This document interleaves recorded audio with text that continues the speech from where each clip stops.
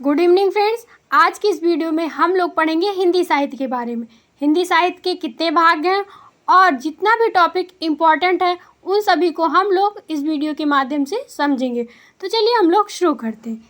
हिंदी साहित्य का पहला भाग क्या है? आदिकाल, जिसको वीरगाथा काल भी कहते हैं, जो 650 ईस्वी से 1350 ईस्वी तक है। दूसरा है पूर्व मध्यकाल, जिसको भक्ति काल भी कहते हैं क्योंकि इसमें भक्ति की चर्चा हुई है। ये 1350 ईस्वी से 1650 ईस्वी तक है। तीसरा है उत्तर मध्यकाल, जिसको रीतिकाल कहते हैं, जो 1650 ईस्वी से 1850 ईस्वी तक है। चौथा है आधुनिक काल, जो 1850 ईस्वी से अब तक है। अब हम लोग पढ़ेंगे कि आदिकाल को किसने क्या क्या नाम दिए। आदिकाल जैसा कि हम लोग पहले ही जान गए कि आदिकाल 650 ईस्वी से 1350 ईस्वी तक था। आदिकाल का नामकरण आचार्यों के अनुसार इस प्रकार है। जॉर्ज ग्रियर्सन इसको चारण काल कहा। चारण काल का मतलब होता है जो कविताएं करते हैं, उन्हें चारण कहते हैं। मिश्र बंधु, इसमें 3 लोग मिले हुए थे इसलिए इसे बंधु कहा गया। मिश्र बंधु ने क्या कहा? प्रारंभिक काल। डॉक्टर रामचंद्र शुक्ल ने इसको क्या कहा? आदिकाल। राहुल सांकृत्यायन इसको सिद्ध सामंत काल इन्होंने कहा। हजारी प्रसाद द्विवेदी ने इसको आदिकाल कहा। अब हम आदिकाल की विशेषताओं के बारे में पढ़ेंगे। आदिकाल की विशेषताएं, पहला क्या है? धार्मिकता, दूसरा है वीरगाथा, तो तीसरा है श्रृंगारिकता। अब हम आदिकाल के प्रकार को समझेंगे। आदिकाल के प्रकार 2 प्रकार हैं आदिकाल के। पहला क्या है? प्रबंध काव्य, दूसरा है मुक्तक काव्य। प्रबंध काव्य क्या होता है? जीनित टाइप से होता है। मुक्तक काव्य छोटा होता है और प्रबंध काव्य बड़ा होता है। मुक्तक काव्य क्या होता है? मुक्तक काव्य होता है पहली कविताएं, इस तरह से मुक्तक काव्य होता है। हम प्रबंध काव्य देखते हैं कौन कौन से? रासो और कीर्ति पताका, ये आदिकाल के मुख्य काव्य हैं। अब हम मुक्तक काव्य को देखते हैं, इसमें क्या क्या है? खुसरो की पहेलियाँ, सिद्ध नाथों की रचनाएं, इसीलिए इसको सिद्ध सामंत काल भी कहा गया आदिकाल को। अब विद्यापति की पदावली भी इसमें शामिल है। अब हम रासो काव्य को देखते हैं। रासो काव्य को 3 भागों में बांटा गया है। पहला क्या है? वीर गथात्मक रासो काव्य, पृथ्वीराज रासो, खुमार रासो, हमीर रासो, परमार रासो। अब हम रासो काव्य को समझते हैं। रासो काव्य को 3 भागों में बांटा गया। कौन कौन से वो भाग हैं? वीर गथात्मक रासो काव्य, श्रृंगार परक रासो काव्य, धार्मिक व उपदेश मूलक रासो काव्य। पहला देखते हैं इसमें क्या क्या है? पृथ्वीराज रासो, खुमार रासो, हमीर रासो, परमार रासो। श्रृंगार परक रासो में क्या क्या है? बीसल देव रासो, मंजू रासो, संदेश रासक। अब हम धार्मिक व उपदेश मूलक रासों में देखते हैं, इसमें क्या क्या है? चंदन बाला रास, स्थूल भद्र रास, उपदेश रसायन रास। अब हम प्रमुख रचनाएं एवं रचनाकार को समझते हैं। प्रमुख रचनाएं ये हैं इसलिए क्योंकि ये परीक्षा में कई बार पूछी गई हैं। आप लोग इनको कई बार पढ़ेंगे तो समझ में आ जाएगा, ऐसा नहीं है कि याद नहीं होगा। तो चलिए हम लोग शुरू करते हैं। पृथ्वीराज रासो, इसके रचनाकार चंद्रवट दाई, ये भी परीक्षा में पूछा गया। परमार रासो, इसके रचनाकार जगनीक। खुमार रासो के दलपति विजय, दोहा को उसके सरप्पा, चार्यापद शारप्पा, कानपाद गीतिका कहाप्पा, देखिए ये कैसे मिल रहा है, कानपाद कहाप्पा। बीसल देव रासो नरपति नाल, पदावली कीर्तिलता कीर्तिपता का लिखनावली, इसके रचनाकार कौन है? विद्यापति। परम चर्यु, इसके रचनाकार स्वयंभू हैं। शब्दी पद प्राण संकली, शिपा दासन, इसके रचनाकार कौन है? गोरखनाथ। गोरखनाथ मंदिर कहाँ पे है? गोरखपुर में। अब हम देखते हैं उपदेश रसायन रास के रचनाकार कौन है? उपदेश रसायन रास के रचनाकार जिनदत्त सूरी हैं। फिर चंदन वाला रास, इसके आसगु। स्थूल भद्र रास, इसके जिनधर्म सूरी। भारतेश्वर बाहुबली, इसके शालिभद्र सूरी। जस मयंक जस चंद्रिका, इसके रचनाकार कौन है? मधुकर हैं। जयचंद्र प्रकाश, इसके रचनाकार कौन है? भट्ट केदारनाथ। इसको आप लोग जितनी बार पढ़ेंगे उतना ही आसानी से आप लोगों को याद होगा। अब हम लोग पूर्व मध्यकाल को पढ़ते हैं। पूर्व मध्यकाल 1350 ईस्वी से 1650 ईस्वी तक, इसे भक्तिकाल भी कहते हैं। इसे हिंदी साहित्य का स्वर्णकाल भी कहते हैं। पूर्व मध्यकाल को ही भक्तिकाल कहते हैं और हिंदी साहित्य का स्वर्णकाल भी इसे ही कहते हैं। इसको भक्तिकाल कहते हैं क्योंकि इसमें भक्ति की बात ज़्यादा हुई है। भक्ति काव्य की 2 काव्य धाराएं कौन कौन सी हैं? सगुण काव्य धारा, निर्गुण काव्य धारा। सगुण काव्य धारा की 2 शाखाएं, रामाश्रयी शाखा, भक्ति शाखा जो है उसको तुलसीदास जी द्वारा रचित है। कृष्णाश्रयी की शाखा जो है, कृष्ण भक्ति शाखा जो है सूर्यदास द्वारा रचित है। अब हम निर्गुण काव्य धारा की 2 शाखाओं के बारे में जान लेते हैं। निर्गुण काव्य धारा की 2 शाखाएं, ज्ञानाश्रयी शाखा, संत काव्य, जिसके ज्ञानाश्रयी शाखा की कौन है? कबीरदास। प्रेमाश्रयी सूफी काव्य है जिसके मलिक मोहम्मद जायसी हैं। अब हम लोग राम भक्ति काव्य की प्रमुख रचना एवं रचनाकार को पढ़ते हैं। राम भक्ति काव्य के प्रमुख रचना एवं रचनाकार, पहला क्या है? राम भक्ति मानस, विनय पत्रिका, गीतावली, कवितावली, दोहावली, कृष्ण दोहावली, पार्वती मंगल, जानकी मंगल, बरबय, रामायण, रामज्ञा, प्रश्नावली, संदीपनी, रामलला, नछयू। इन सब के रचनाकार कौन है? अकेले तुलसीदास जी हैं। बताइए, इतनी सारी रचनाएं उन्होंने अकेले कर दी। अब हम दूसरे रचनाकार को देखते हैं, रामचंद्रिका। इसके रचनाकार कौन है? केशव दास। फिर है परुशेय नारायण, इसके रचनाकार कौन है? नरहरि दास। भक्तमाल, नाभादास। भरत मिलाप, अंगद पैर, इसके रचनाकार कौन है? ईश्वर दास।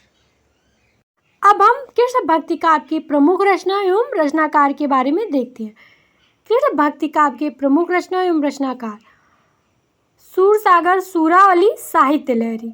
इन सबके रचनाकार कौन है? सूरदास जी हैं। दूसरा क्या है? परमानंद सागर। परमानंद सागर के रचनाकार कौन है? परमानंद दास। तीसरा है जुमल मान सागर, इसके रचनाकार कौन है? कृष्णदास। फिर है रास पंचाध्यायी, इसके रचनाकार नंददास। द्वादश यश, इसके कौन है? भक्त हितजू को मंगल। फिर है फुटकर पद, कुंभन दास। फुटकर पद, शीत स्वामी दास। फुटकर पद, गोस्वामी दास। तीनों ने फुटकर पद लिखा है। फिर है नरसिंह जी का मायरा, गीत गोविंद टीका, राग गोविंद, इसके रचनाकार कौन है? मीरा जी हैं। प्रेम वाटिका, सुजान रस खान, दान लीला, इसके रचनाकार कौन है? रस खान। रस खान को ही सैयद इब्राहिम कहते थे, इन्हीं का नाम सैयद इब्राहिम था। फिर क्या है? सुदामा चरित, इसके रचनाकार कौन है? नरोत्तम दास जी। अब हम संत काव्य या ज्ञानाश्रयी भक्ति काव्य के प्रमुख रचना एवं रचनाकार को देखते हैं। पहली क्या है? साखी शबद रमैनी बीचक, इसके रचनाकार कौन है? कबीर दास जी। संकलनकर्ता कौन है? धर्मदास। बानी के रचनाकार कौन है? रैदास जी। ग्रंथ साहिब पद के रचनाकार कौन है? नानक देव जी। सुंदर बिल के रचनाकार कौन है? सुंदर दास। अब हम सूफी काव्य प्रेम मार्गी भक्ति काव्य की प्रमुख रचना एवं रचनाकार को देखते हैं। पद्मावत, आखिरी कलाम, इसके कौन रचनाकार है? मलिक मोहम्मद जायसी जी। फिर है मधुमालती, इसके रचनाकार मंजन है। मृगावती, इसके रचनाकार कुतुब नथ हैं। चित्रावली, इसके रचनाकार कौन है? उस्मान, ये भी इम्पॉर्टेंट है। हंसावली आसाहित्य रचनाकार हैं। चंदायन, मुल्ला दाऊद, इसके रचनाकार कौन है? मुल्ला दाऊद। ज्ञान दीपक के रचनाकार कौन है? शंख नबी। अब हम अष्टछाप कवि को देखते हैं। अष्टछाप कवि कौन कौन से हैं? सूरदास, नंददास, परमानंद दास, चतुर्भुज दास, कुंभदास, गोविंद स्वामी, कृष्णदास, शीत स्वामी, ये सब अष्टछाप के कवि हैं। अब हम रीतिकाल को पढ़ते हैं। रीतिकाल को ही उत्तर मध्य काल कहा गया। ये 1650 ईस्वी से 1850 ईस्वी तक था। इसे रीतिकाल भी कहते हैं, उत्तर मध्यकाल को रीतिकाल भी कहते हैं। मिश्र बंधु ने अलंकृत काल भी इसे कहा। आचार्य रामचंद्र शुक्ल ने रीतिकाल कहा। विश्वनाथ प्रसाद मिश्र ने इसे श्रृंगार काल भी कहा। हम इसकी प्रमुख रचनाएं एवं रचनाकार को देखते हैं। प्रमुख रचनाएं कौन कौन सी हैं? रसिक प्रिया, कवि प्रिया, नखशिख, छंदमाला, रामचंद्रिका, वीर सिंह, देवचरित, रतन बावनी, विज्ञान गीता, जहांगीर, जस चंद्रिका। इसके कौन रचनाकार हैं? केशव दास। केशव दास को ही कठिन काव्य का प्रेत भी कहते हैं। अगर हमारे परीक्षा में पूछा जाए कठिन काव्य का प्रेत किसे कहते हैं तो केशव दास जी को ही कहते हैं। फिर क्या है? कविकुल, कल्पतरु, रस विलास, काव्य विवेक, श्रृंगार मंजरी, छंद विचार। इन सब के रचनाकार कौन है? चिंतामणि। फिर क्या है? रसराज, ललित ललाम, अलंकार, पंचाशिका, वृत्त कौमुदी। इसके रचनाकार कौन है? मोती राम। फिर है काव्य निर्णय, श्रृंगार लीडर। इसके रचनाकार कौन है? भिखारी दास। फिर है बिहारी सस्सई। इसके रचनाकार कौन है? बिहारी दास।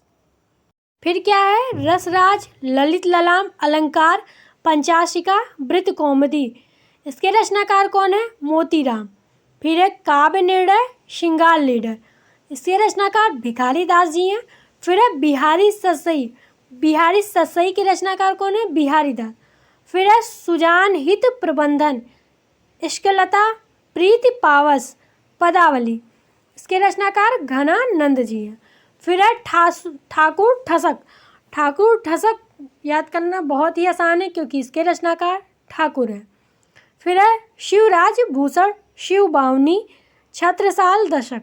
इसके रचनाकार कौन है? भूषण। स्फुट छंद। इसके रचनाकार कौन है? गिरधर कविराज। फिर है शब्द रसायन, काव्य रसायन, भाव विलास, भावनी विलास। इसके रचनाकार कौन है? देव।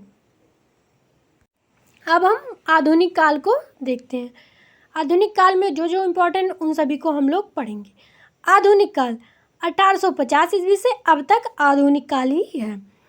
भारतीय हिंदू कब से कब तक था? 1850 ईस्वी से 1900 ईस्वी। द्विवेदी युग 1900 ईस्वी से 1920 ईस्वी। छायावाद युग 1900 ईस्वी से 1936 ईस्वी। छायोत्तर युग 1900 ईस्वी के बाद। प्रतिवाद युग 1900 ईस्वी से। प्रयोगवाद युग 1943 ईस्वी। नई कविता 1951 ईस्वी। भारतीय हिंदू युग 1850 ईस्वी से 1900 ईस्वी। भारतीय हिंदू की प्रवृत्तियों को अब हम लोग देखते हैं। इसमें नवजागरण, सामाजिक चेतना, भक्ति भावना, श्रृंगारिकता, रीति निरूपण। अब एक है समस्या पूर्ति। समस्या पूर्ति को नहीं समझ में आ रहा तो ये क्या है? ये था कि जैसे एक लाइन दी जाती थी और उसको आगे लिखने के लिए कह दिया जाता था तो इसे ही समस्या पूर्ति कहते थे। अब देखते हैं प्रमुख रचनाएं और रचनाकार कौन कौन सी रचनाएं हैं। प्रेम मालिका, प्रेम फुलवारी, गीत गोविंदन, वर्षा विनोद, विनय, प्रेम पचासा, दशरथ विलाप, फूलों का गुच्छा। ये सभी है खड़ी बोली में। इसके रचनाकार कौन है? भारतेंद्र हरिश्चंद्र जी। फिर क्या है? जीर्ण जनपद, मयंक, महिमा, हार्दिक, हर्षादर्श, आनंद, अरुणोदय। इसके रचनाकार कौन है? बद्री नारायण चौधरी जिसको प्रेम धन कहते हैं, प्रेम घन। मन की लहर, लोकोक्ति शतक, श्रृंगार विलास, दंगल खंड। इसके रचनाकार कौन है? प्रताप नारायण मिश्र। अब हम द्विवेदी युग को देखते हैं। द्विवेदी युग कब से कब तक था? 1900 ईस्वी से 1920 ईस्वी।